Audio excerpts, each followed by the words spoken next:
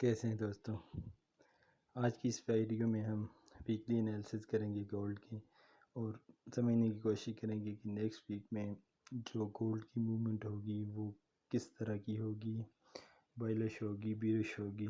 और हम मुख्तलिफ़ किस्म के टेक्निकली मुख्तलिफ़ तरीके से हम इसको समझने की कोशिश करेंगे अपने सपोर्ट एंड रेजिस्टेंस लेवल के ज़रिए, अपने ट्रेंड लाइन के ज़रिए और सबसे बढ़कर मूविंग एवरेजेस यानी टू मूविंग एवरेजेस 200 और 20 की मदद से।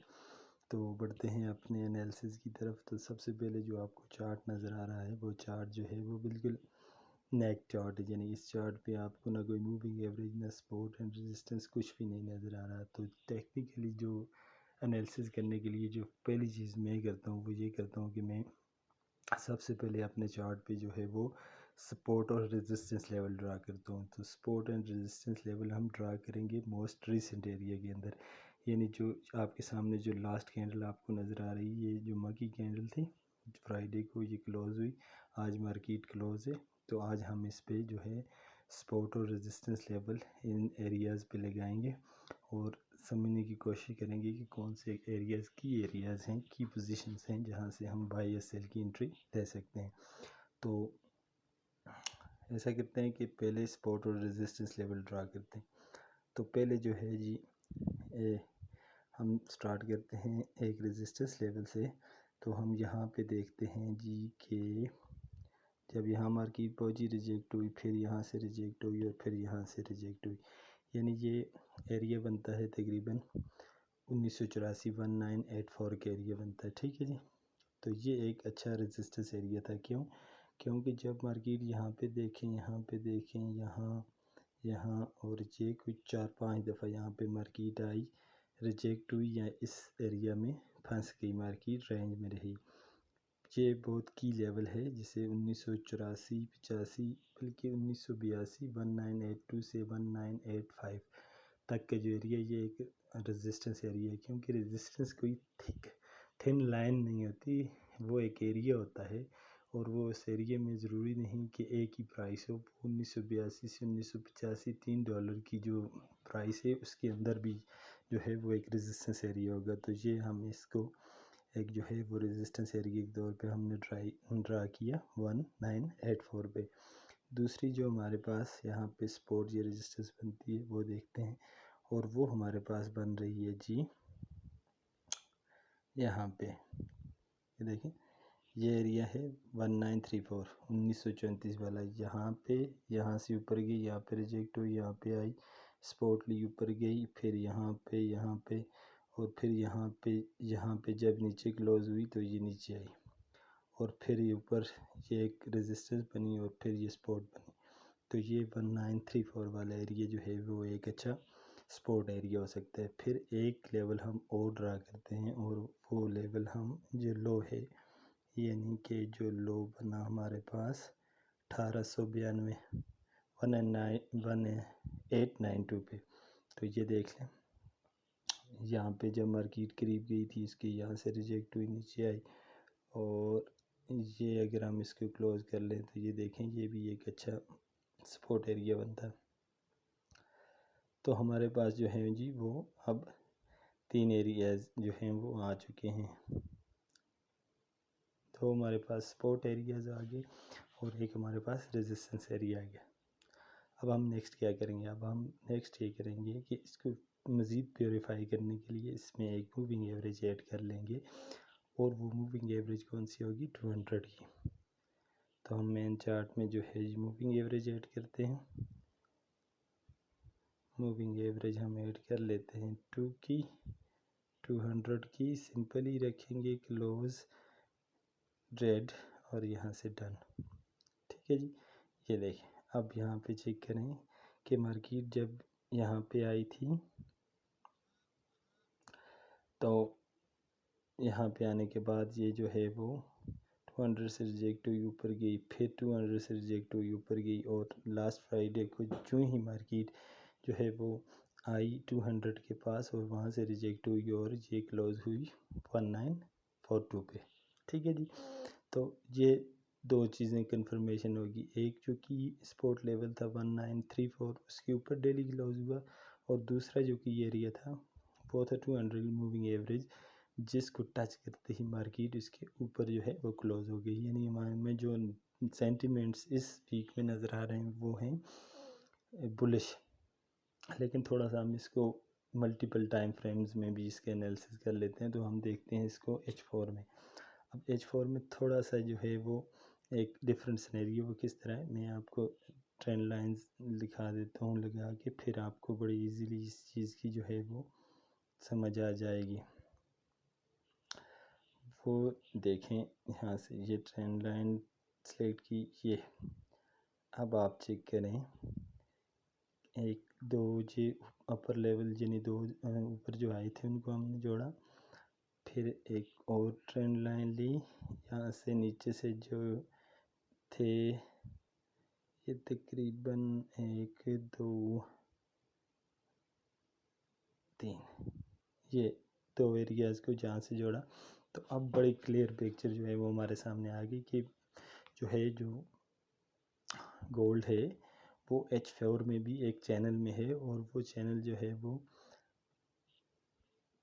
ये है लो हाई लो हाई, और ये इसका लो ट्रेंड लाइन तक तो नहीं पहुंचा न्यूज़ की वजह से, और जैसे मैंने पहले बताया आपको जो ही 200 को डेली में इसने टच किया ये ऊपर गए।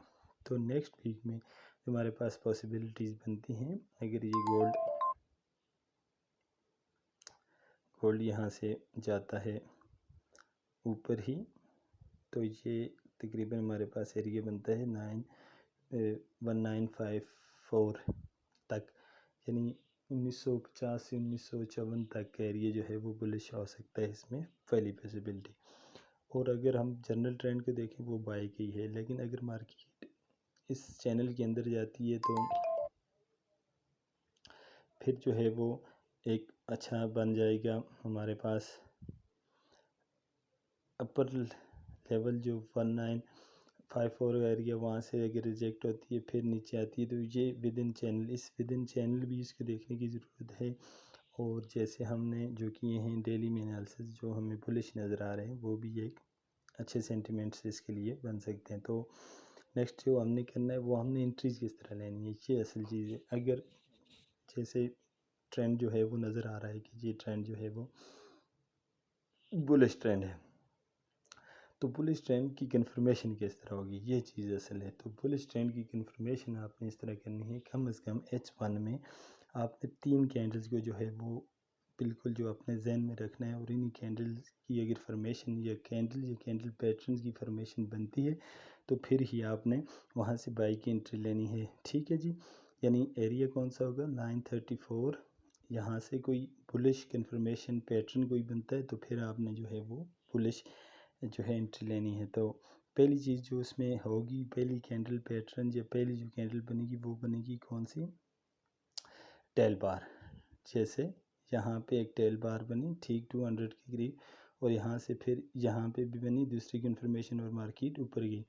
तो आपने जब इस वीक नेक्स्ट वीक में जब आपने लेना हो एंट्री लेनी हो किसकी, बुलिश एंट्री, तो आपने एक जो है वो देखनी है किसकी, टेल बार को देखना है। ये टेल बार भी एक अच्छी टेल बार है, लेकिन इससे बेहतर टेल बार भी होती है जिसमें जो बॉडी है वो ग्रीन हो और जो विक हो वो उसकी नीचे की तरफ हो। ऊपर बॉडी जो है वो ग्रीन हो, छोटी सी बॉडी हो, यानी बॉडी जो है वो विक का 20% हो, यानी 80% विक हो और 20% जो है उसकी बॉडी हो, और बॉडी के ऊपर जो है वो विक बिल्कुल ना हो। तो ये वो एक कंफर्म किस्म की जो है वो जो है टेल बार बनती है। एक आपने टेल बार को H1 में जहन में रखना है कि टेल बार बनती है, तो आपने उसमें उसके बाद जो है उसके फॉलो थ्रू पे आपने जो है वो बुलिश एंट्री लेनी है। दूसरी चीज़ जो है वो है इनगल्फिंग बार या बुल 80 बार।